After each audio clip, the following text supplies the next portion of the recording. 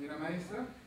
También me permito presentar al maestro Diego Aguilar, de las cosas muy generales que nos mencionó, con 3 publicaciones, organización, ya experiencia de mucho tiempo en el gremio del trabajo social, mención honorífica en su maestría, y también es profesor de nuestra querida escuela, entre otras muchas, y del agua entre otras muchas situaciones. Me permito también presentar al maestro Roberto García Salgado. Es maestro en psicología social, maestro en subjetividad y violencia, es profesor de la licenciatura, maestría y especialización de nuestra escuela. Tiene 2 publicaciones sobre juventud y su línea de investigaciones, adicciones en el ámbito de criminalización y violencia. La mesa se va a llevar de la siguiente forma: tendrán cada uno de nuestros queridos maestros, maestra, 15 minutos, abriremos una sesión de preguntas y respuestas y posteriormente los compañeros maestros cerrarán con una intervención de 3 minutos, ¿no? Le doy la palabra al maestro Diego Aguilar. Vamos a comenzar rápido porque tenemos tiempo limitado. Me voy a atrever a hacer lo que no debo de hacer, es decir, bajarme de la mesa y ponerme a trabajar. Vamos a empezar de manera inicial conceptualizando las 2 cosas con la finalidad de podernos entender. No sé si hay aquí alguien que me pueda apoyar. Muchas gracias.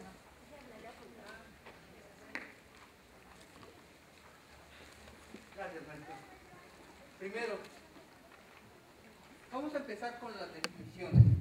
¿Qué es el Estado?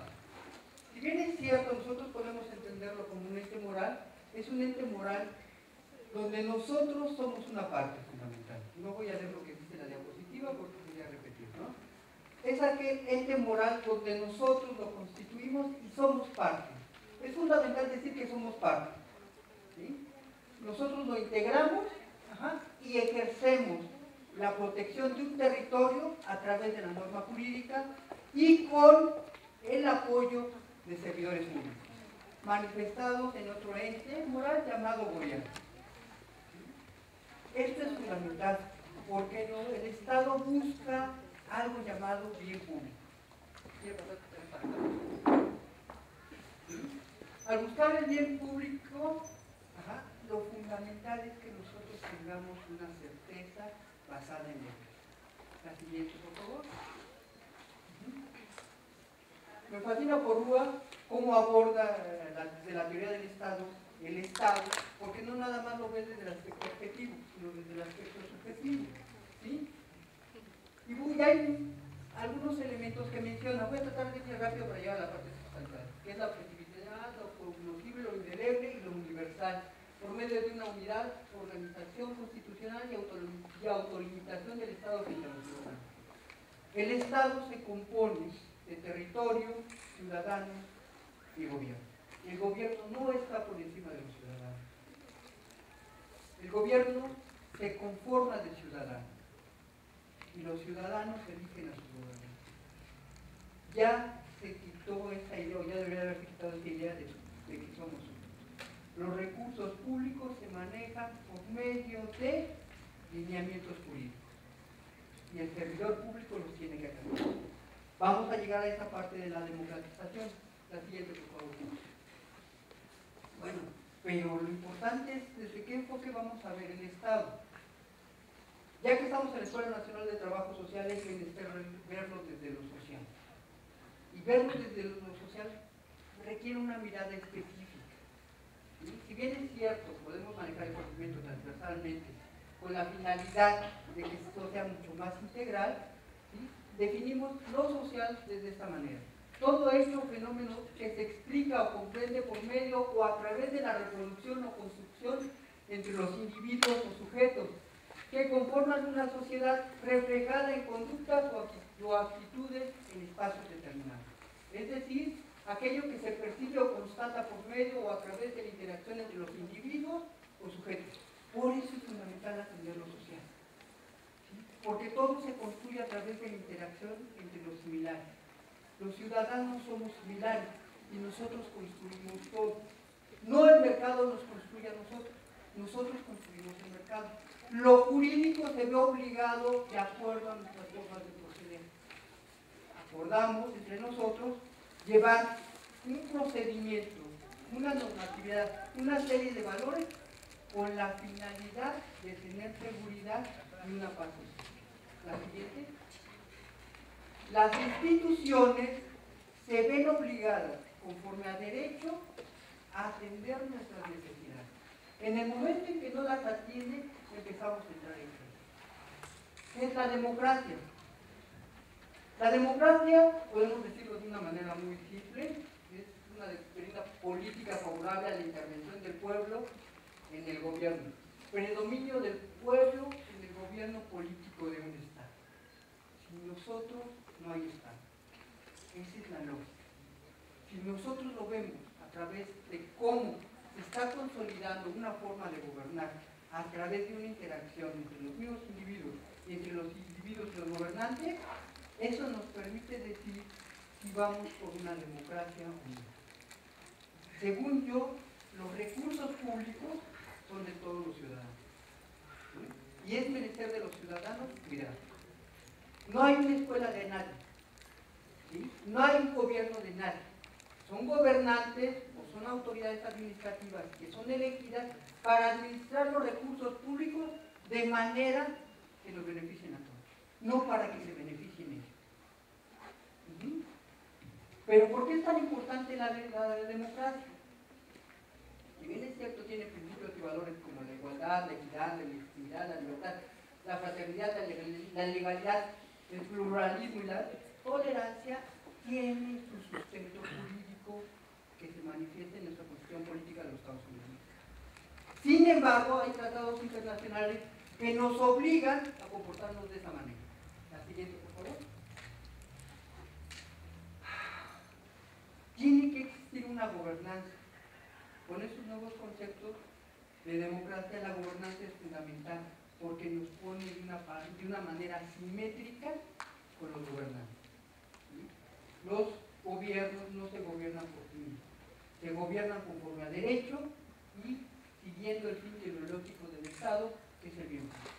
Bajo esas directrices, nosotros nos manifestamos o solicitamos que se nos atienda. ¿Sí? Hay seis indicadores que refieren la gobernanza y es fundamental entenderlo porque sin eso no hay democracia. La gobernanza es uno de los elementos de la democracia y para que haya gobernanza deben de cumplirse los siguientes indicadores, que son voz y rendición de cuentas, estabilidad política y ausencia de violencia, crimen y terrorismo, efectividad del gobierno, ausencia de carga regulatoria, calidad del Estado de Derecho, control de corrupción. Eso nos llevaría, por ende, a la democracia y a la democratización. Sin esto, perdónenme, lo que digamos es pura falacia y pura demagogia. Y estaríamos engañando. Y no lo digo yo, lo dice Cao. La siguiente. Para la Organización de las Naciones Unidas, existe democracia. En un país se promueven sus instituciones la equidad, la participación, el pluralismo, la transparencia, cosa que no se lleva en México. Y podemos poner a cualquier institución, pública o privada, para analizarlo y nos van a dar los mismos resultados. La responsabilidad y el Estado de Derecho. El Estado de Derecho tan lacerado actualmente. Que ya estaba leído, pero esta vez ya sobrepasaron muchas cosas. La siguiente. Pero ¿cómo debemos mirarlo los trabajadores sociales? ¿Cómo debemos de mirar este fenómeno social o este hecho social? ¿Sí? ¿Qué es trabajo social? Para poder entonces enfocar cómo debemos de mirar el Estado y a su vez la democratización o la democracia. Bueno, trabajo social es una profesión del área de las ciencias sociales que explica y comprende hechos y fenómenos sociales a través de marcos y referentes teóricos, así como intervienen y construyen espacios macros y microsociales por medio de metodologías y métodos cuantitativos y cualitativos para reproducir y construir procesos sociales a través de las conductas o actitudes en beneficio de las sociedades, de la sociedad y comunidades particulares. Por eso es importante entender cómo el Estado se vincula con el concepto de democracia, con el concepto de lo social y cómo aterriza en nuestra profesión. jóvenes, no podemos hablar de democratización porque tenemos problemas graves. Hay corrupción, hay falta de transparencia y hay falta de gobernanza. No lo digo yo, hice una investigación sobre qué sabían los alumnos sobre transparencia y si llevaban a cabo una práctica. No la investigación aplicada en los estudiantes de la UNAM, tomando como muestra los de la Facultad de Derecho, la Facultad de Ciencias Políticas, la Facultad de Economía y la Escuela Nacional de Trabajo Social, dicen que no tienen conocimiento en su generalidad y no hay una práctica. Y aparte no se demuestra. Entonces tenemos un uso del derecho de manera inadecuada. ¿A qué quiero llegar con esto? Si vamos a hablar del Estado, que debería de ser un ente moral donde nosotros estamos integrados, ¿por qué estamos llegando a un problema de gobernabilidad, de aplicación de las normas y de laceración de nuestros derechos humanos, aceptados por nosotros? Y el otro punto grave sería qué estamos haciendo como trabajadores sociales para poder incidir en esta cuestión de falta de democratización, porque ya, por más que yo lo pueda decir, no podría decirme a alguien que hay democratización en México, cuando hay una falta de transparencia y un aumento o incremento continuo de la corrupción, dicho por los indicadores internacionales. No, es grave el asunto. Yo no sé si en la mesa pueda alguien decirme que hay democratización. No hay democratización, ni desde las esferas educativas universitarias, ni desde los espacios cotidianos de estos instrumentos e instituciones para promover la democratización. No hay, por desgracia en México, elementos que nos permitan decir que vamos a una democratización. Sería todo. Muchas gracias, maestro. Doctor María, le doy la más cordial bienvenida al seminario sobre la problemática nacional actual. Estamos abordando hoy el Estado y la democratización en México. El maestro menciona algunos puntos importantes. El Estado busca el bien público, el gobierno no está por encima de los ciudadanos y es importante que nos quitemos la idea de ser súbditos. Y yo lo dividiría en dos partes, lo que dice el profesor, en lo que debería ser, y en esta última parte, en lo que realmente es actualmente en nuestro país. Le daría la palabra ahora a la maestra Vania Pérez Morales, que ya presentamos previamente. Maestra, por favor. Pues igual me voy a parar. ¿Qué tal? Buenos días a todos.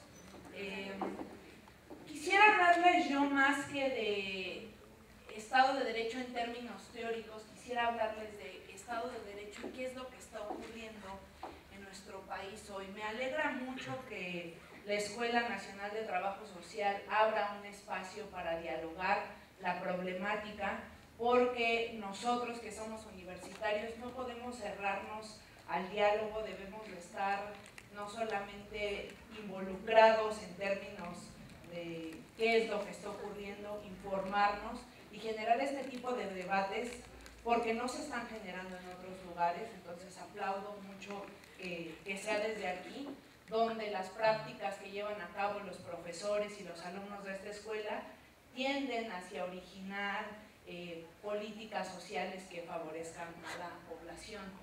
En miras de esto que les comento, voy a hablar del Estado de Derecho en México. ¿Qué pasa y qué es esto del Estado de Derecho en México? Porque es un concepto que estamos escuchando, pues por lo menos todos los días. Yo lo he escuchado en la televisión, en la televisión, en la radio, en internet, por lo menos los últimos 50 días, ya casi 50 días. ¿Qué es esto del Estado de Derecho en México?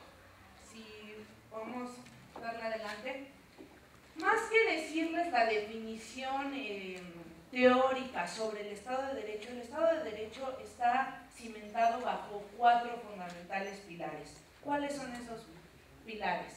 Todos los ciudadanos tenemos la oportunidad de participar en la construcción y aplicación de la ley. Esto es completamente cierto. Nosotros elegimos a nuestros representantes en la Cámara de Diputados y en la de Senadores para que se discuta gustan las leyes, escogemos al Ejecutivo, no solamente al federal, sino a los locales.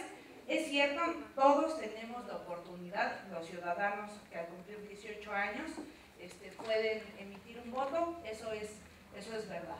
Las leyes se aplican a todos por igual. El Estado de Derecho cree o presupone que las leyes se deberían de aplicar a todos por igual. Eso dice el Estado de Derecho y eso es cierto. Ahorita les voy a decir qué pasa en la realidad. Se protegen los derechos de los individuos y de la sociedad. Se supone que el Estado de Derecho lo que persigue es que se protejan nuestros derechos humanos, de todos por igual. Y lo mismo valgo yo, que el presidente, que cualquier persona que esté en este auditorio, cualquier persona que vive en este país, tiene los mismos derechos que yo. Eso también presupone el Estado de Derecho. Y hay una existencia de castigos establecidos dentro de la ley a quien no cumpla con la norma jurídica, las normas establecidas. Eso también presupone el Estado de Derecho. Bajo estos 4 principios es que se cimente el Estado de Derecho en nuestro país. Sin embargo, pues, hemos visto en los últimos días y en las últimas décadas que eso no ocurre así. ¿Cuáles son los desafíos del Estado de Derecho hoy en nuestro país? Pues que exista una aplicación de la ley imparcial y consistente. Eso no ocurre en nuestro país. Y no ocurre desde las cosas mínimas a las que yo salgo a la calle. Si tú sales a la calle y tienes un coche blindado y además ocupas un puesto importante dentro de la administración pública, puedes ir por los carriles confinados del Metrobús y no te dicen nada. Puedes manejar en estado de ebriedad y te detendrán, pero seguramente si muestras que trabajas para el Estado Mayor Presidencial no pasará nada, ¿sí? Es poco consistente la aplicación de la ley en nuestro país y existe impunidad. ¿Cuál es el reto? Pues que no haya impunidad. ¿Qué quiere decir esto? Que como dice el Estado de Derecho, todos y cada uno de nosotros seamos castigados por la ley si así lo requerimos, ¿sí? Y que se aplique la fuerza del Estado si así se requiere. Sin embargo, ahí hay una controversia muy grande. ¿Cuál es esa controversia? Pues que como ha permeado la impunidad y la corrupción a estos pilares del Estado de Derecho, pues yo por lo menos no tengo confianza en que el Estado me aplique la ley porque pienso que es arbitrario. Y entonces nosotros estamos en el presupuesto de que no existe un Estado de Derecho en nuestro país. Y no es que no exista, porque existe, acabamos de leer, y todos esos principios están preestablecidos y se supone que se cumplen en este país. Lo que ocurre hoy en México es un debilitamiento del Estado de Derecho, como si esos pilares, resulta ser que el arquitecto que los mandó construir y los albañiles que mandaron poner esos pilares, pues se olvidaron ponerle material de primera y le pusieron material de tercera. Entonces ya después de muchos años esos pilares se están tambaleando. Respecto a los derechos humanos, hoy es un tema fundamental. Hoy acaba de tomar posesión formal el ex abogado general de esta universidad, cosa que me da mucho gusto porque pues al final es el orgullo universitario. Esperemos que haga un papel importante con estos casos que hoy no solamente son foco de atención y nos tienen preocupados a nosotros en este auditorio, en esta universidad, tienen preocupados al mundo entero acerca de lo que está ocurriendo en México. ¿Cuál es el reto? Otro de los retos del Estado de Derecho: incentivar buenas conductas. Y es que el Estado a mí no me incentiva. Yo, Vania, hoy no me siento incentivada por el Estado. ¿Por qué? Voy a poner un ejemplo. Hay que pagar impuestos mes con mes. Todos tenemos que pagar impuestos. Entonces, yo me la paso rompiéndome la cabeza tratando de conseguir un contador, porque además no soy buena para llevar la contabilidad. Entonces, le pago un contador, pago mis impuestos, porque quiero que se vean reflejados en obras públicas, etc. Y entonces llega el final de año y sale una lista grande donde dice que se han condonado impuestos a las grandes empresas de este país. Y entonces, yo el otro año, ¿qué pienso? Pues ya no quiero pagar impuestos, porque a mí no me incentiva el Estado para ver que mis impuestos están trabajando. Además de que no veo que haya obras públicas que me beneficien o que beneficien a mi comunidad, sino que además veo que hay un privilegio para los más poderosos. Entonces, uno de los más importantes pues, retos del Estado de Derecho es tratarnos a todos por igual. Y eso hoy en México lamentablemente no está ocurriendo.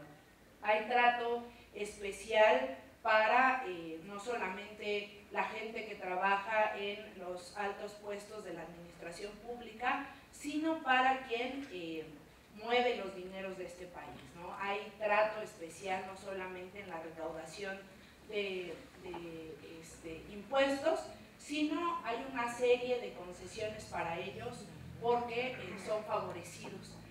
Y el último de los desafíos que puse aquí, porque hay un sinnúmero de desafíos que podríamos enunciar, pero es el reconocimiento a las instituciones. Hoy por hoy los ciudadanos no nos sentimos representados en las instituciones. Y yo les quiero invitar a pensar en lo más cotidiano que llevamos a cabo. ¿Cómo se siente un ciudadano cuando tiene que recurrir a cualquier servicio que tiene que ver con la administración pública? Nos sentimos, la verdad, agredidos. No se puede, aquí no es, no pasó, tiene que ir para allá por un sueño, híjole, no, ya es mi hora de comida, yo me tengo que ir. Nos sentimos agredidos y entonces, al sentirnos agredidos como ciudadanos por los servidores públicos, que además no es una charla sobre servidores públicos, pero habría que decir que los servidores públicos están para servir al público, para servir a los ciudadanos y para prestar un servicio por el que además nosotros pagamos todos los días, no solamente en este ejercicio de pago de impuestos que les decía yo que hacemos de manera directa, sino que en todas las cosas que consumimos, en la gasolina, en los alimentos, pagamos impuestos para que este país se sostenga. Y entonces cuando yo empiezo a encontrar topes en la administración pública, no solamente me siento agredida, sino no reconozco esas instituciones como mías y no reconozco que sean instituciones que resuelvan problemas. Esa es una cuestión básica de la vida. Pero ahora, ¿qué pasa cuando vemos un problema como el de Ayotzinapa? ¿Qué pasa cuando padres que exigen saber dónde están sus hijos, las instituciones dicen, es que por el momento no tenemos la capacidad para realizar esto? Y entonces nos ponemos a pensar, ¿y si hay una capacidad para perdonar impuestos a las grandes empresas? ¿Si hay capacidad para pagar grandes sueldos? ¿Si hay capacidad para utilizar carriles confinados? ¿Si hay capacidad para pagar aviones presidenciales multimillonarios, etcétera? Entonces, el reto que hoy tiene el Estado de Derecho mexicano es que nosotros como individuos podamos reconocernos en esas instituciones. Adelante, por favor. ¿Qué es lo que la gente piensa? Y como sabía que era poco tiempo, solo traje esta medición axiológica que hizo el CIDAC, que dice que el 53% de los encuestados en 2011 hicieron un instrumento para recolectar esta información. Dice que los encuestados piensan que la autoridad en este país es arbitraria. Y a mí no me entrevistaron, pero yo creo que la autoridad en este país es arbitraria. Y el 71% piensa que en este país las leyes protegen a los poderosos. Y tal vez en términos generales no estén protegidos todos los poderosos, pero con ese ejemplo que tenemos o con lo que ha logrado permear en los medios de comunicación, pensamos que efectivamente ese 71%, que seguramente si se hiciera hoy en 2014, ha crecido mucho más. Adelante, por favor. No nos sentimos representados.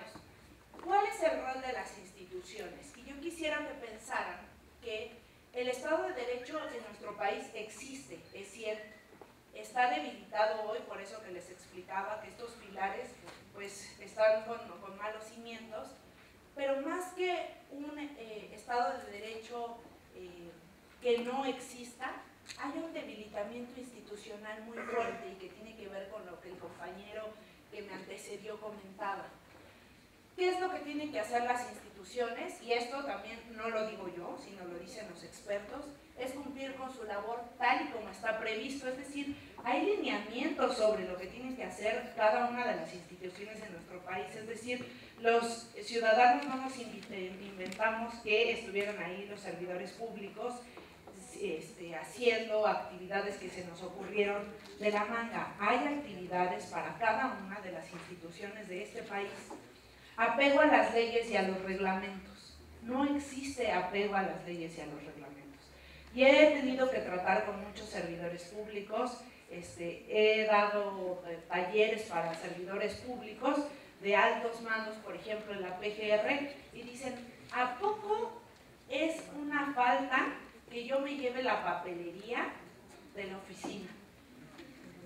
¿A poco eso es una falta? Eso no es una falta, pues es como una dádiva. Claro que es una falta.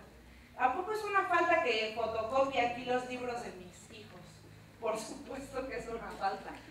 Pero, ¿por qué de pronto los servidores públicos creen que esto no es una falta? Pues porque se ha normalizado tanto la ilegalidad en las instituciones mexicanas, pues que lo creemos completamente normal. Promociona el respeto de la ley. Si las instituciones no promueven el respeto de la ley, creo que será muy complicado que nosotros como población podamos acatar la ley. Incentivar la cultura de la legalidad. Pero este es el punto central y esto es en lo que me gustaría pues poner especial énfasis. ¿Cuál es el rol de nosotros como sociedad civil al frente de un problema no solamente como este por el que está pasando el país, sino un problema de un debilitamiento del Estado de Derecho que ha venido desde décadas? El reto de nosotros es apegarnos a las leyes y a los reglamentos, porque lo que es cierto es que no se van a transformar de la noche a la mañana. Es decir, no voy a decir, híjole, porque yo cierre una universidad mañana, las leyes se habrán cambiado mágicamente para mí. Eso no es cierto. Es un ejercicio que debo de hacer yo todos los días. ¿Cómo? Respetando la ley y exigir que se respete. ¿Y cómo exijo que se respete? Además de manifestarme, que lo veo positivo, pero creo que causa un impacto mayor cuando hay un ejemplo generalizado. ¿Y qué quiero decir con esto? Nosotros lamentablemente, y estoy convencida de que tenemos no solamente el gobierno que merecemos, sino las instituciones que merecemos, porque nosotros hemos fracturado ese Estado de Derecho. ¿Cómo? Señorita, no se puede ahorita rápido, es que fíjese que tengo que recoger a mi hijo que sale ya, y ¿qué le parece que le invito el desayuno? Pero no se puede, sí se puede. Todas esas actividades que llevamos a cabo, y si me paso el alto, no sabemos si viene cruzando una persona, si me cruzo el alto, y si me como estas frutas en el súper, y si me tomo aquí un yogur y nadie se da cuenta, y si copio la tarea de mi compañero, al fin que el maestro ni lee las tareas, y si lo bajo todo de internet.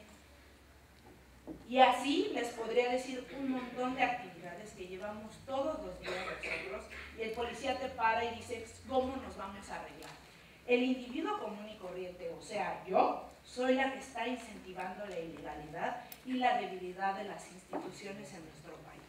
En realidad no es ese gobierno malvado y horroroso que quiere devorar a pobrecita la población mexicana que ha sufrido mucho. No, la población mexicana ha convertido a las instituciones en lo que son hoy. Y el trabajo no está en las autoridades, el trabajo está en cada uno de nosotros, en la labor que estamos haciendo, no solamente como docentes, sino como alumnos, como padres de familia, como hermanos, como miembros de una sociedad que hoy necesita de ustedes de verdad. Y no quisiera decirles como un discurso romántico, sino más bien, ¿qué están haciendo ustedes desde su círculo? ¿Qué están ustedes haciendo para fortalecer ese Estado de Derecho que ya vimos que los cimientos están completamente estropeados. Solamente quisiera terminar esto, me faltan varias diapositivas, pero solamente quisiera terminar diciendo que la ilegalidad en nuestro país, el debilitamiento del Estado de Derecho en nuestro país, no es un problema exclusivo de la administración pública, como ya les dije, no es un problema de las instituciones, sino de la sociedad mexicana. No es responsabilidad de un solo actor, no habrá un presidente, una especie como de Salvador que cambiará el país, eso no ocurrirá ni ahora ni nunca, nosotros necesitamos cambiarlo. ¿Se puede combatir y reducir la ilegalidad? Sí, ¿cómo? Desde mi área de control, que es lo que estoy haciendo yo todos los días para que esto se revierta. ¿Y puede dejar de ser el problema social? Claro, afecta a la vida en todos nuestros ámbitos.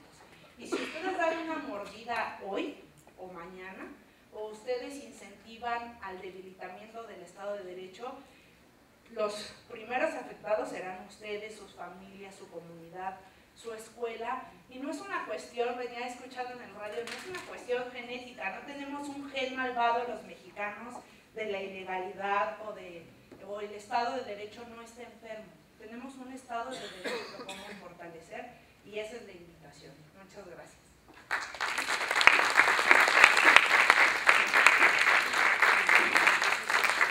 Le agradecemos, maestra Rania Pérez Morales, por sus aportaciones. Retomo algunas. Menciona la maestra el Estado de Derecho en México, ¿no? La parte formal debilitada, dice ella, mal construida. Nos devuelve de alguna forma un poco de responsabilidad cuando dice tenemos el gobierno que merecemos y las instituciones que tenemos, ¿no? De esto construido desde nuestra cotidianidad y conforme nos vamos moviendo en nuestra vida. Los servidores públicos están para servir a los ciudadanos. Me imagino que se refieren desde el presidente hasta quien está en la ventanilla, por decir algunos puestos, y el reto es que cada uno de nosotros se reconozca en este Estado de Derecho, dice la maestra. Le agradezco mucho, maestra. Doy la palabra ahora al maestro Roberto García Salgado, a quien ya presentamos brevemente. Maestro, por favor. Muchas gracias. Bueno, lo que voy a presentar, ustedes lo pueden revisar. O sea, este es un documento que está publicado, que puede ser para ustedes más fácil después. Voy a dejar por ahí la liga de donde está y pueden revisarlo de manera mucho más puntual. Yo voy a partir de lo siguiente. Me parece que las aportaciones de los dos ponentes anteriores en términos de las concepciones o acepciones conceptuales sobre Estado son, digamos, este referente que nos permite entender de alguna u otra manera lo que podría, como bien decía la maestra, si no románticamente, literalmente, que es el Estado. Yo voy a partir de un hecho que nos acontece, de una situación que prevalece en México y que tiene, desde luego, la necesidad de ser revisado con esa óptica, ¿no? Por ello, agradezco mucho la apertura de estos espacios, desde luego agradezco muchísimo la invitación, como decía, este documento está y creo que lo podrán revisar. Por otro lado, también bienvengo el ejercicio que la maestra, la directora de la escuela, está haciendo para permitirnos reflexionar con ustedes lo que hoy está pasando. A mi parecer, creo que las reflexiones sobre la concepción de Estado están. Lo que creo es lo que tendríamos que ver hoy, y creo que lo que hoy tenemos es un Estado formal totalmente debilitado, insuficiente, corrupto e impune. Eso es lo que tenemos hoy, independientemente de las acepciones que podríamos revisar en términos estrictamente digamos, literales o históricas, conceptuales.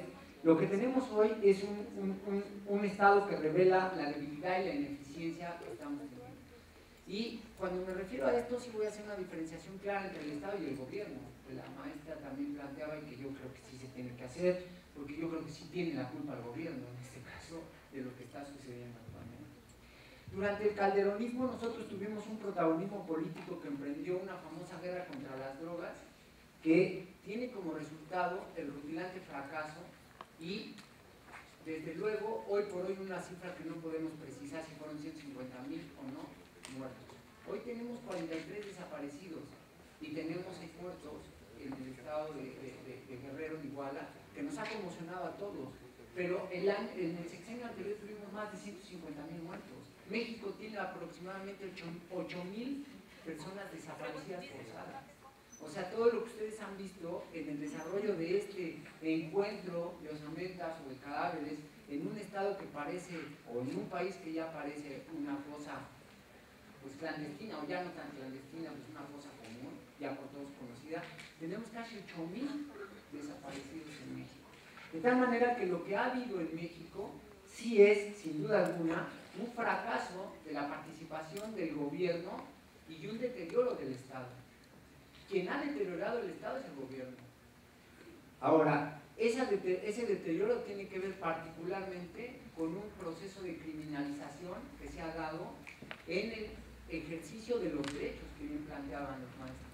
Porque en México lo que hemos visto es que la participación para la exigencia de un derecho se convierte en un pretexto para criminalizar y para aniquilar a las personas, sobre todo a los jóvenes, que es el ámbito donde yo me muevo.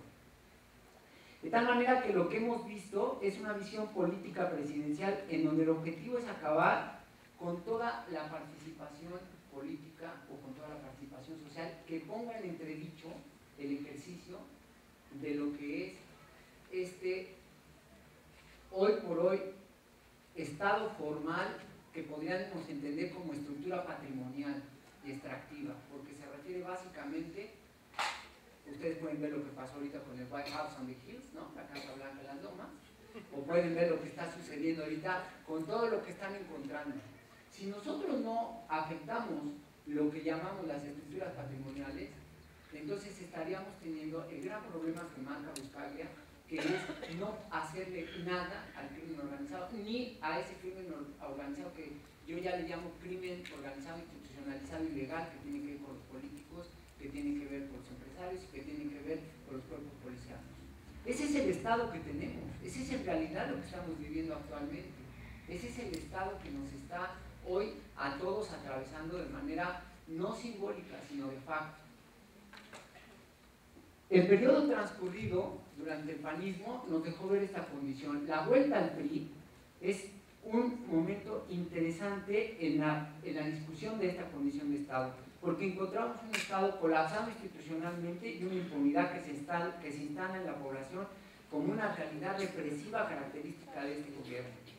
De tal manera que lo que yo observo es una construcción de una subjetividad donde todos nos vivimos como víctimas sobrevivientes del cada día, donde todos somos necesariamente una libertad quebrantada, una intersubjetividad ciudadana puesta en el terror policiaco y político, donde todos nos encontramos en la cotidianidad de una macro y una microimpunidad que está haciendo añicos la condición del Estado. Como dice Lorenzo Meyer, tenemos un Estado formal y una serie de cuasi-estados que están funcionando con un ejercicio de criminalidad y con un ejercicio de terror que está sometiendo lo que Luhmann nos llamaría como necesario para el establecimiento de una democracia, que es el concepto de confianza. En México no tenemos absolutamente una confianza que permita construir una sociabilidad sensible. De tal manera que esta condición se vuelve una condición de discusión académica y de discusión política y de discusión social cuando 43 personas desaparecen forzadamente por el descarado operativo policiaco que responde a este espacio político y que responde también a esta intolerancia que se tiene para escuchar a aquellos que no están de acuerdo con estos enriquecimientos ilícitos, con estos controles patrimoniales no cuestionados y que hoy por hoy tienen a un señor llamado Abarca en la cárcel, a su esposa, con toda su condición patrimonial intocable. Ya la Plaza Tamarindo sigue dando lana, los espacios donde estaban medios vinculados sigue dando lana. ¿En qué momento se va a detener esa condición? El actual colapso entonces de esas instituciones gubernamentales es producto de una historicidad de corrupción. Esto no se instaló recién. Y esa historicidad de corrupción se respalda por una horda de políticos, todos coludidos y comprometidos en esa complicidad que se entiende como incapacidad para generar condiciones y acciones justas de ley para una adecuada vida civil en el espacio político. México es un espacio por hoy sangrado y postrado por sus propias autoridades. Si lo tiene así, son sus propias autoridades. Y las voces de las múltiples víctimas reclaman un análisis que va más allá de la peligrosa solo estructuración de la crónica periodística.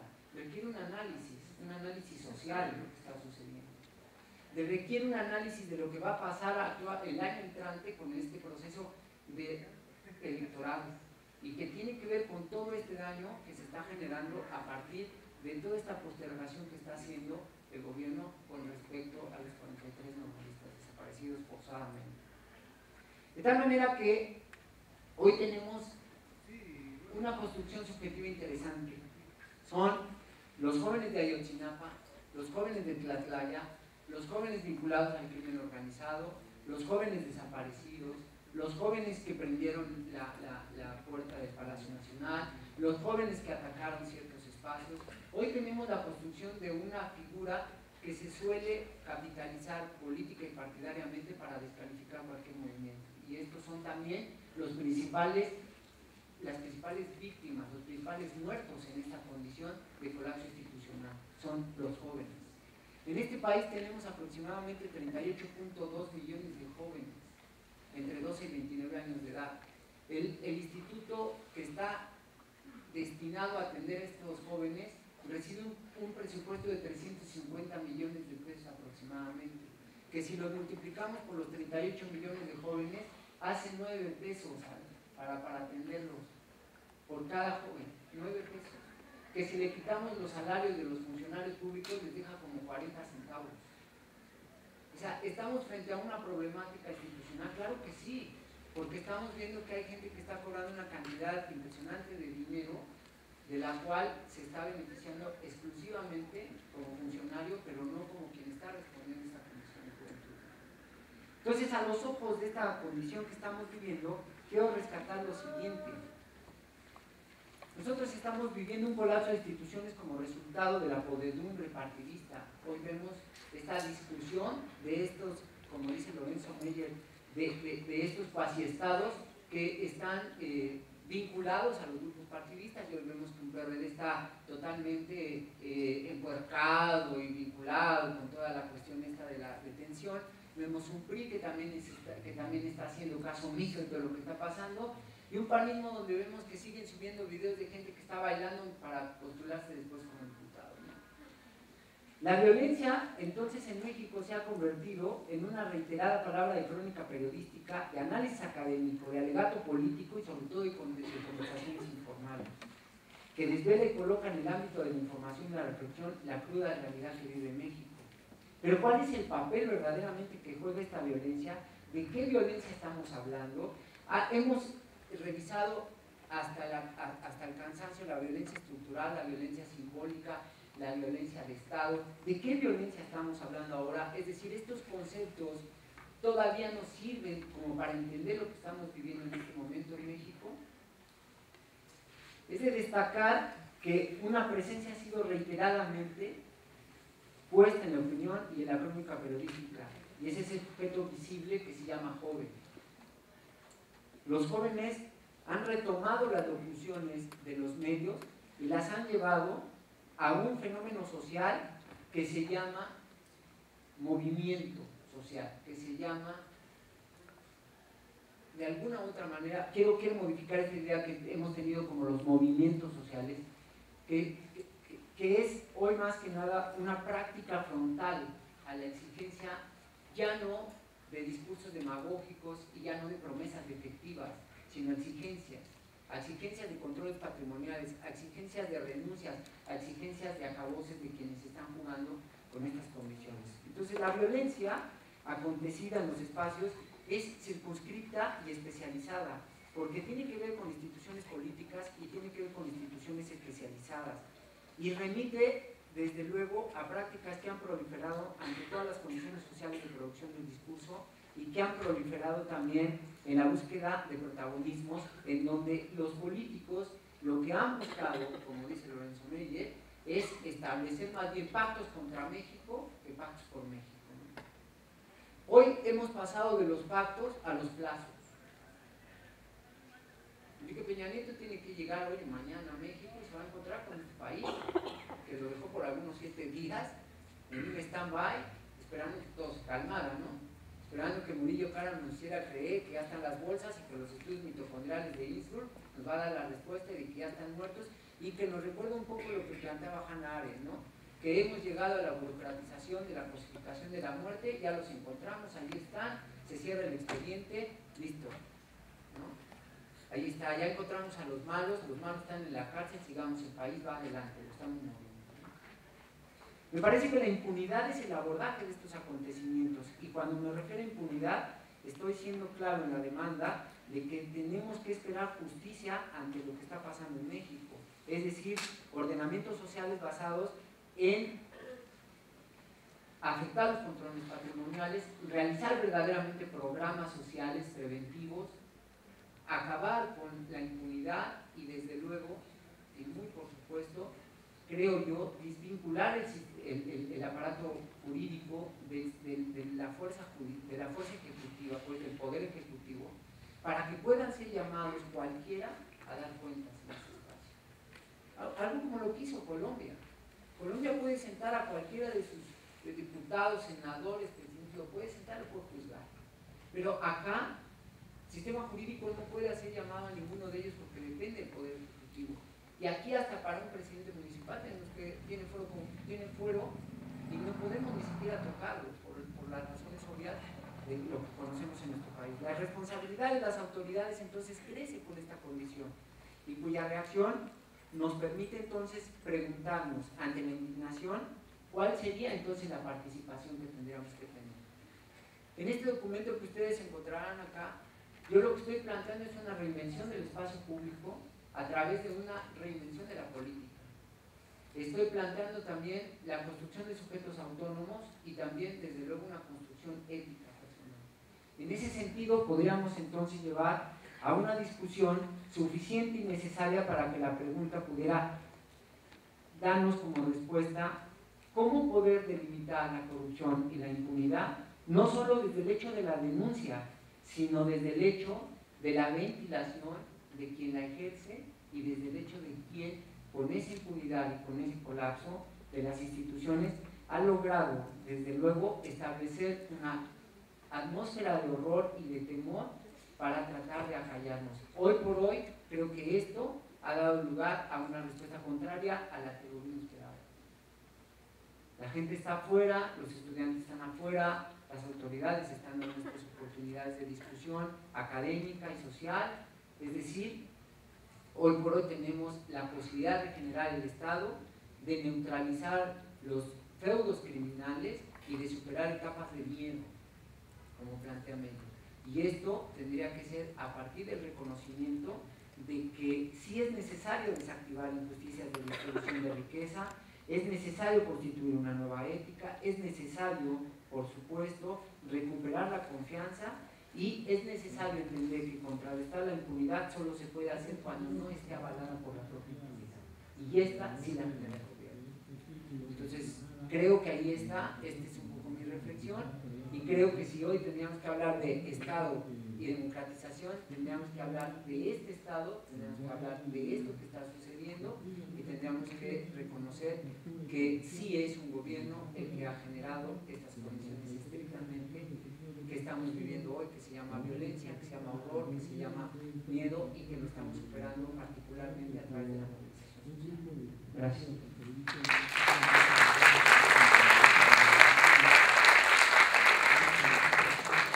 Agradecemos al maestro Roberto García Salgado sus múltiples aportes.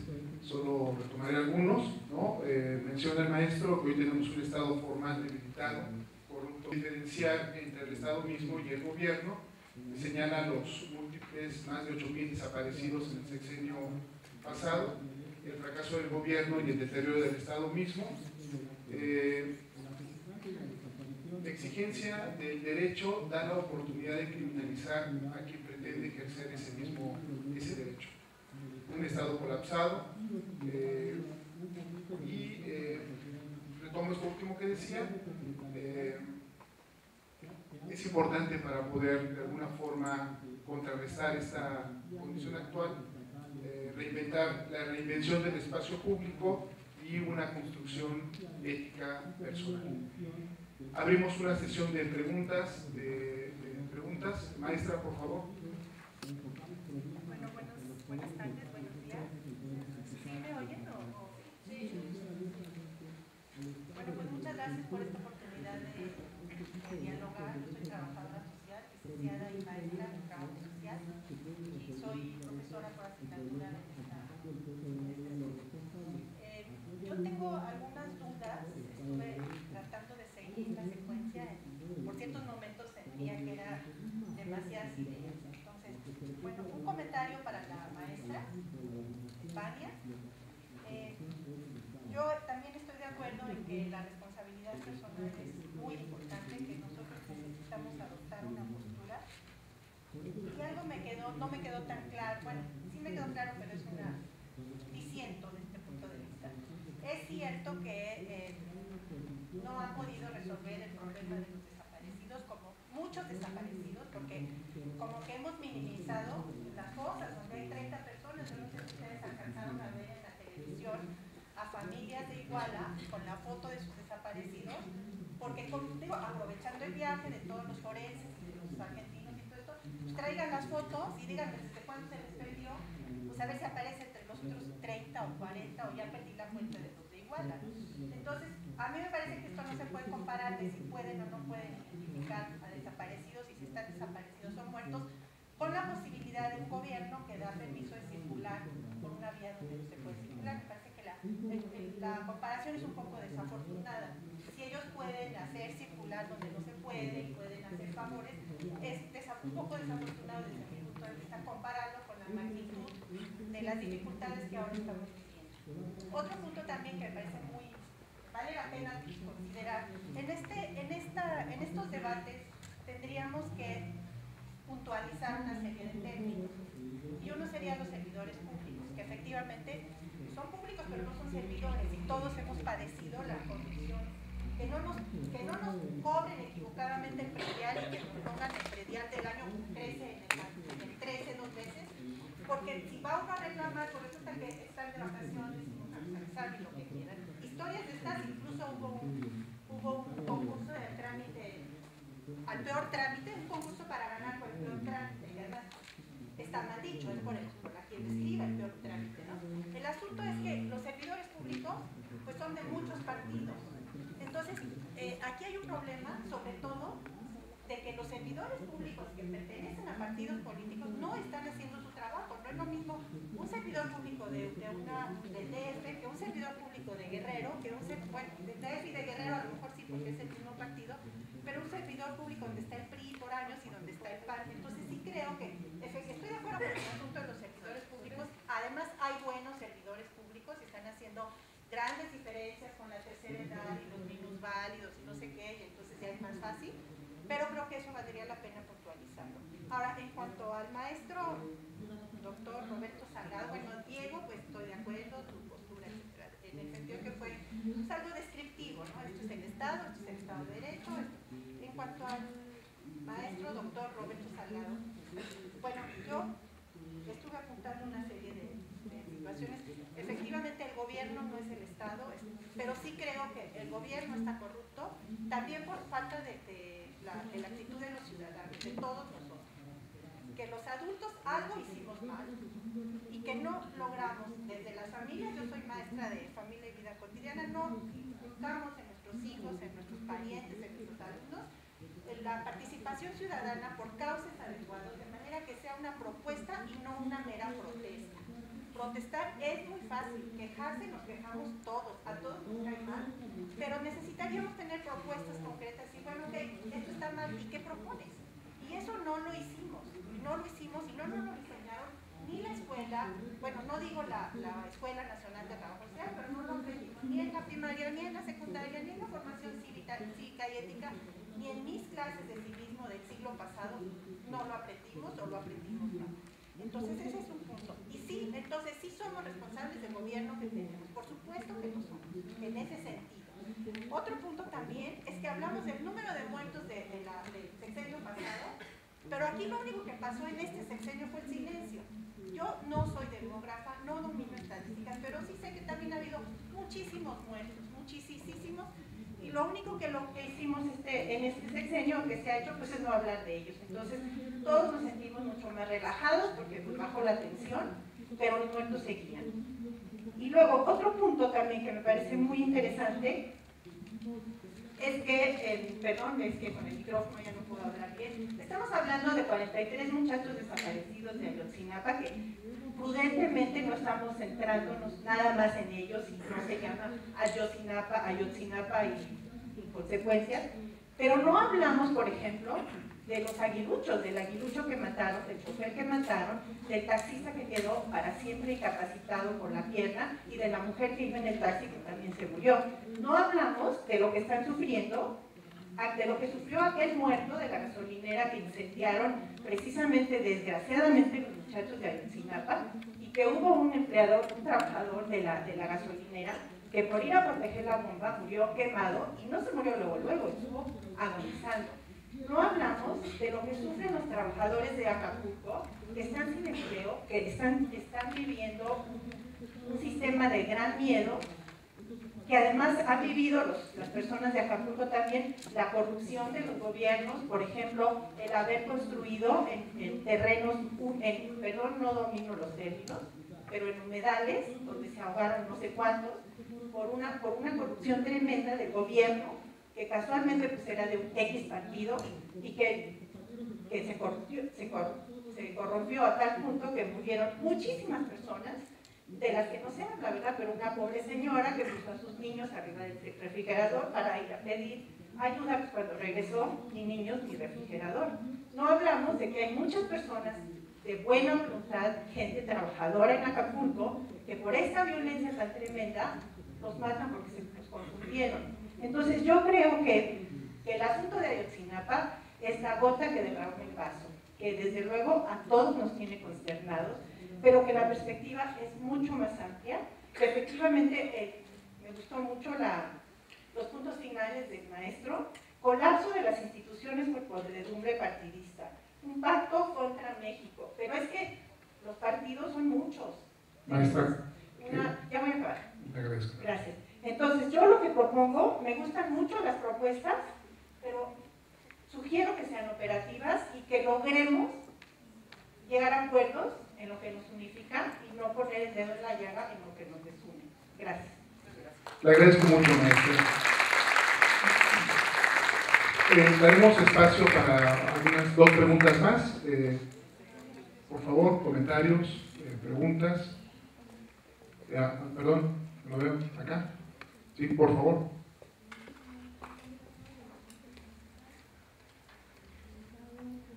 Bueno, pues yo más que nada quisiera, en relación a lo que dijo la profesora, usted habló de que no se exigen los derechos. Bueno, pues yo analizando este país que tenemos una manipulación de medios, ¿no?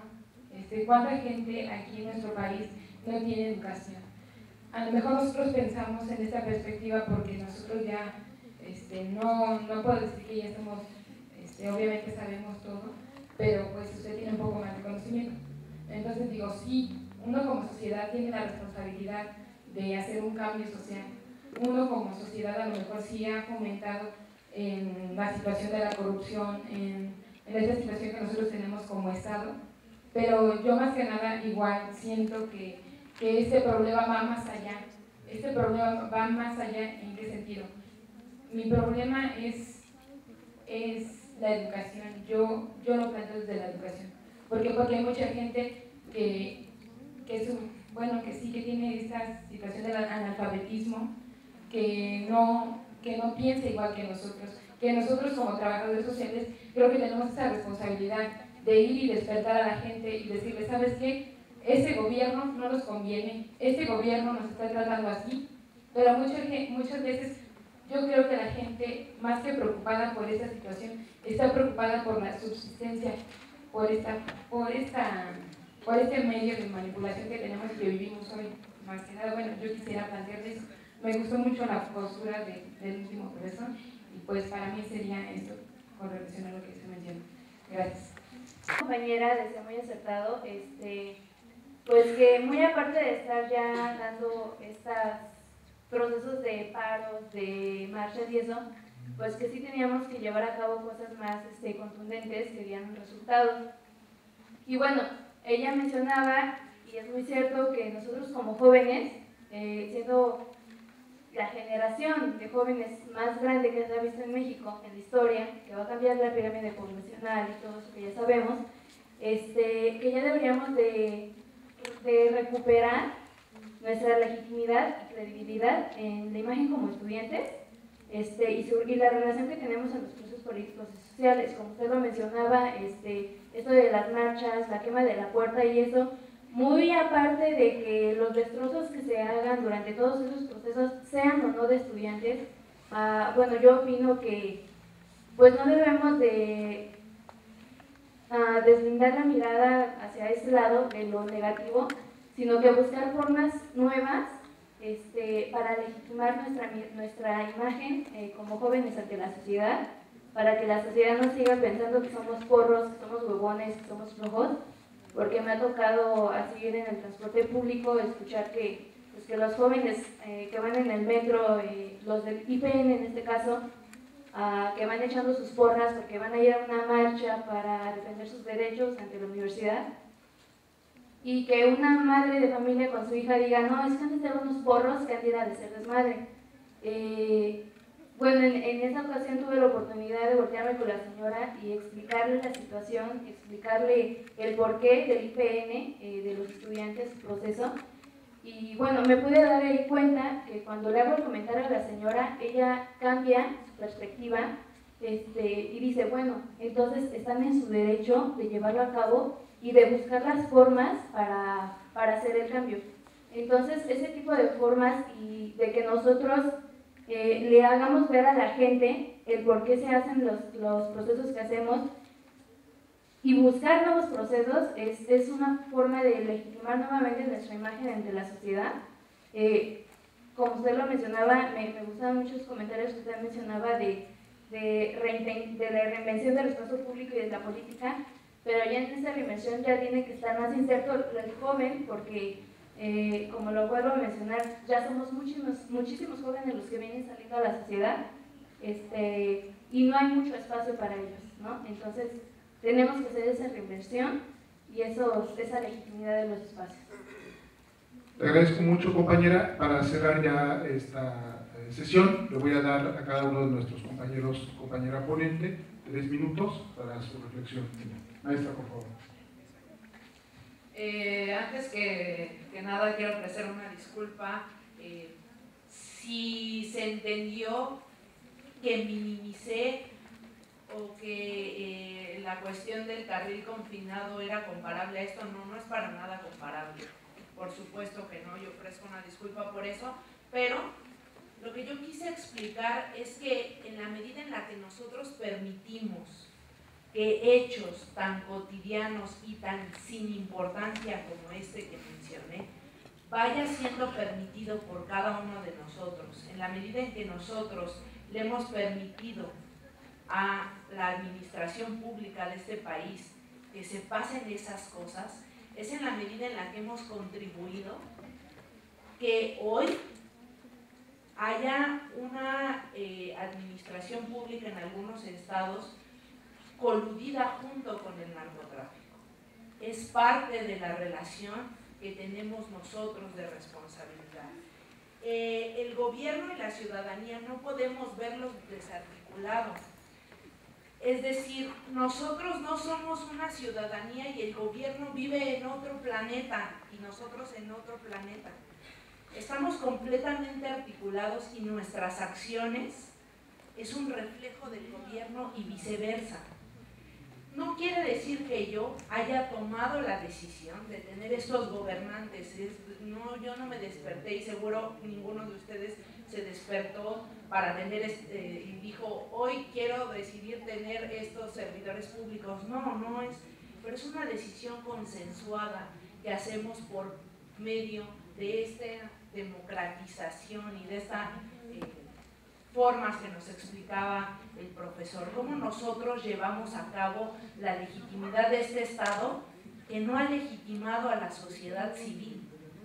y nosotros hemos legitimado ese Estado, ¿qué es lo que está ocurriendo? Quisiera decir también que sí, yo sí tengo la cifra. La cifra negra en nuestro país este año, según datos del INEGI, creció 98% para delitos tan graves como secuestro, como homicidio, como extorsión, como robo a transeúnte, a vehículo, a casa, habitación y a negocio. Es decir, por cada homicidio doloso que nosotros conocemos, hay que multiplicarlo por 10 que no se están denunciando. Es una cifra completamente escandalosa. Lo mismo con la extorsión, lo mismo con el robo. La mayoría de los delitos que se cometen en este país no se denuncian. ¿Por qué? Porque no hay una estructura de justicia en nuestro país suficientemente sólida para que los ciudadanos estemos convencidos de ellos. Según el Índice Mundial de Paz, México ocupa el lugar 138 de 150 lugares. Es también un dato muy grave. Y hay una alerta alarmante de peligro que hace este Índice Mundial de Paz, que dice que México es en el lugar 97 de 150 otra vez, que está en completa alarma. Cuando pasas a 150 es un estado fallido. Está estimado en 172 millones de dólares la corrupción en nuestro país, ¿sí? Es una cifra muy grande. Y bueno, pues yo los quisiera dejar con esta reflexión sobre la toma de decisión, y la toma de decisión que debemos de llevar a cabo no solamente como ciudadanos o como sujetos de este país, sino como gente que estamos en una universidad reflexiva, abierta, que debe de estar todo el tiempo cuidadosa de los derechos humanos, no solamente de la gente que está allá afuera, sino el que está junto de mí. ¿Qué estoy haciendo para respetar los derechos del que está junto de mí? Les agradezco mucho. Muchas gracias, maestra.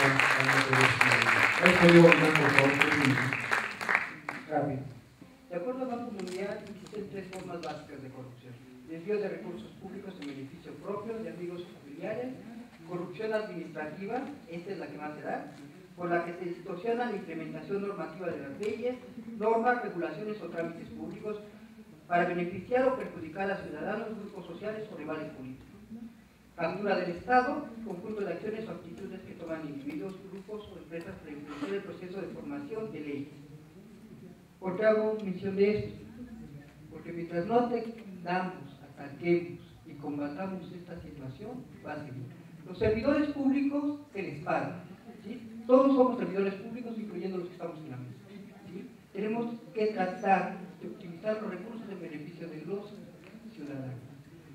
Si hay un servidor público que hace uso inadecuado de la norma, se tiene que denunciar. Si no hay denuncia, no procedemos. Si el servidor público, con alegatos jurídicos o con supuestos alegatos jurídicos, dice que no, hay otras instancias. Y se tiene que mandar a la cárcel a los servidores públicos que cometieron esta acción. Es eso. ¿Cómo hacerlo? Primero, hay un reconocimiento del delito para que entonces nosotros prestemos a denunciar conforme a derecho, no de una manera arbitraria, sino conforme a derecho, y posteriormente de que ya se agotaron las instancias de evidencia. No vamos a poder cambiar este país si nosotros no cambiamos. Tenemos que asumir nuestra responsabilidad. No somos súbditos, no somos sirvientes, somos ciudadanos. Y si no nos reconocemos como ciudadanos, vamos a seguir en peores condiciones. Gracias. Muchas gracias, maestro. Doy la palabra al maestro, por favor, maestro. Sin duda alguna creo que los movimientos sociales que están aconteciendo en México, que no son los que están aconteciendo en este momento, este giro participativo de los movimientos sociales que tienen que ver con esta condición que acabamos de plantear en la mesa, sin duda alguna creo que debemos de reconocer que los movimientos sociales no son movimientos sociales puros. O sea, los movimientos sociales tienen muchísimas maneras de estar atravesados por una gran cantidad de circunstancias en donde ese movimiento social históricamente planteado se está enfrentando a estas condiciones, que está desvelando, que está cuestionando, pero que no tienen esa pureza en la condición que nosotros quisiéramos.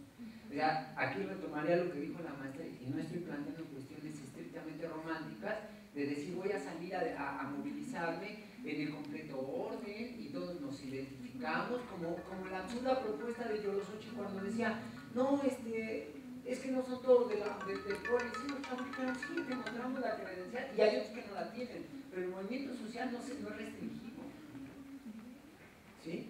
Entonces me parece que debemos de aceptar que los movimientos sociales son de alguna u otra manera acontecimientos, como dice Michel Foucault, que integran tanto las instituciones, los discursos, como las propias condiciones que atraviesan a estas dos, que son las relaciones de poder. Entonces me parece que allí deberíamos de entender que los discursos, las prácticas y las instituciones están vinculadas en el acontecimiento foucaultiano. Por otro lado, creo que sí somos corresponsables, pero yo también estaría de acuerdo con la maestra de lo que acaba de decir, y si diferimos en algún momento, pues creo que me parece que esa es la parte fundamental de una mesa, es que yo efectivamente sí puedo decir que soy corresponsable en la medida en la que deje de hacer o haga, pero no soy el que determinó que las condiciones de impunidad que hoy existen aquí haya sido porque yo no tenía otra opción más que la de responder a lo que me estaban condicionando a hacer. Esta coacción que el Estado ejerce sobre nosotros, perdón, el gobierno, es una cuestión que entonces sí nos permitiría hacer un análisis más allá de lo que yo planteaba de la crónica periodística, un análisis social de lo que le está pasando al Estado. Porque me parece que si, como decía la maestra, si en estas que aparentemente son nimiedades de que me para el policía, yo me quiero arreglar con él, estas condiciones no es una condición que surge de ese momento de relación y de ese momento de negociación con el policía, está atravesada por toda una historia de corrupción, está atravesada por todo un proceso en el cual cuando yo empecé a practicarlo las reglas estaban puestas, ¿sí? Por el otro lado también creo que la participación ciudadana es una queja por algo más, sin duda alguna, pero esa queja por algo más tampoco se resuelve nada más saliendo a la calle. Tiene que haber un trabajo político como el que ustedes están haciendo aquí, como el que estamos haciendo acá, como el que está sucediendo. Si, yo estoy absolutamente de acuerdo que Ayotzinapa es la gota que derrama el vaso. Yo no estoy diciendo otra cosa en ese sentido, creo que todos estamos de acuerdo. Por eso hacía yo un antecedente de un estudio que yo practiqué también de 8 años, de lo que sucedió durante el calderonismo, lo que estamos, el foxismo, calderonismo, lo que estamos viendo hoy, y podríamos ver que esta no es una situación más que algo que ya es insostenible e intolerable en la realidad mexicana, ¿no? Y por el otro lado, creo que sí, efectivamente, hoy tenemos medios que están cumpliendo una función diferente a la que estuvieron jugando durante el calderonismo. ¿Por qué? Porque durante el calderonismo lo que pretendió Calderón fue hacer un trabajo para sí mismo, que era ponerse en el papel de hacer una especie como de guerra contra los capos, y lo hizo de alguna manera mediática. O sea, lo que salía era para beneficio de la propia estrategia fallida de este hombre, ¿no? O sea, era un hombre que verdaderamente no tenía ni idea de lo que estaba haciendo. Cuando se le solicitó al Estado Mayor Presidencial y a todos los espacios donde tendría que haber esta condición de evidencia de la estrategia, todos dijeron, ¿cuál estrategia? Nunca se estableció ningún proceso de estrategia. Era un acto completamente de corazonada del hombre, tuvo que inventarse un trabajo, ¿no? Y los medios participaron de ello también, por supuesto. Entonces hoy vemos un cambio. ¿Por qué? Pues porque desde luego los medios están jugando otro papel, ¿no? Entonces a mí me parece que lo que ustedes acotan, no desde luego que está mal, está bien, ¿no? Pero este es el asunto. O sea, aquí ninguno, diría Marco Aurelio, todo lo que escucho es opinión y todo lo que veo es perspectiva, nada es verdad, ni nada es el hecho. Entonces a mí me parece que lo que estamos haciendo acá es un espacio de reflexión donde nadie de nosotros tenemos la verdad, sino simplemente exponemos nuestras condiciones y agradecemos desde luego la posibilidad que se nos da de participar con ustedes. Pero esto pues desde luego tiene una participación de ambas partes para lograr llegar a una reflexión cada vez más productiva, ¿no? Gracias. Muchas gracias, maestro. Lo que sí es real es que este es un momento de discusión académica, política, social, donde la violencia permea, violencia estructural, simbólica, de Estado, y donde tendríamos quizás que reflexionar si nuestras exigencias sociales, culturales, políticas, están acordes a los métodos que actualmente se están utilizando para poder cambiar esas estructuras anquilosadas, estructuras que vienen ya de mucho tiempo. Y pues pienso que esta es la reflexión, junto con cuál va a ser nuestro hacer y nuestro quehacer profesional desde el trabajo social en esta situación tan particular que vive nuestro país. El seminario sobre la problemática nacional agradece al maestro Diego Aguilar, le entregamos su agradecimiento por su participación, a la maestra Vania Félix Morales, muchas gracias, y al maestro Roberto García Salgado. Muchas gracias, maestro, y nos miramos el próximo jueves 20 de noviembre de 9 a 16 horas sobre la no discriminación, un foro sobre no discriminación aquí mismo en el Auditorio Sánchez Rosado. Muchísimas gracias por su pasión, gracias maestra Leti por su presencia. Muchas gracias, compañeras y compañeros. Acá la compañera, por favor.